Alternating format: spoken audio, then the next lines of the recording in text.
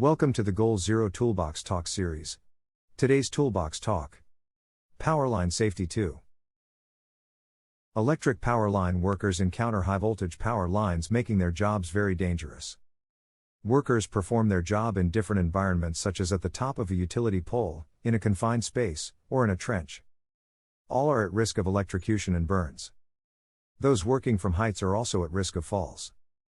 Therefore, it's important that your employees are properly trained, use the proper lockout/tagout procedures, and use the correct safety equipment, such as insulated protective clothing and tools. They also need to know the safe handling of hand tools, power tools, chemicals, and other equipment that they work with. Only qualified electrical workers may work on energized conductors or equipment connected to energized high-voltage systems, equal to or greater than 600 volts. A qualified electrical worker is a person who has at least 2 years of training and experience with high-voltage circuits and equipment. This may vary from jurisdiction to jurisdiction. Check your local legislation. Has shown that they know how to perform the work. Who understands the hazards involved. One exception to this rule comes in cases of emergency, such as a life-threatening situation or when immediate action is needed to restore power. Either a qualified electrical worker or experienced employee in training must be available. Power line work to repair and restore power in emergencies occurs year-round and often in remote areas, during bad weather, or natural disasters. Here are some steps your employees need to follow to stay safe. Whenever possible, employees should have at least one coworker nearby, so they are not working alone. If an employee must work alone, they must alert other coworkers when work will be complete and what their estimated return time is. Wear light layers that protect you from weather conditions. Use reflective gear to keep you visible along roadways.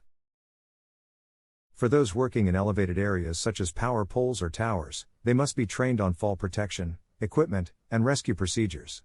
This also includes how to hoist your materials safely, safe operation of bucket trucks, using fall protection equipment properly and inspecting it for damage.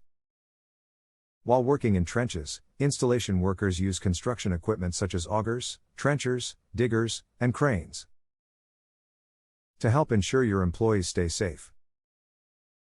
Train them on the proper construction equipment to use as well as trenching safety, how to dig, maintain, barricade, shoring, and enter a trench safely.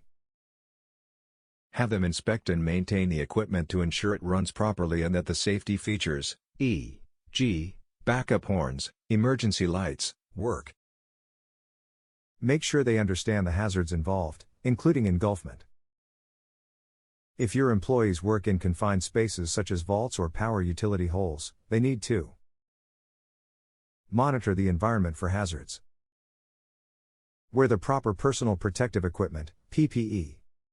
Depending on the potential hazards your workers are facing, PPE may include a self-contained breathing apparatus, a safety belt and line, and the insulated gloves and tools mentioned earlier.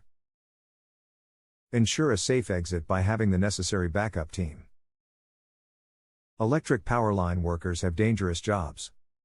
They regularly work from heights, in tight spaces, or in trenches, each of which presents its own set of challenges, including exposure to electrocution and burns.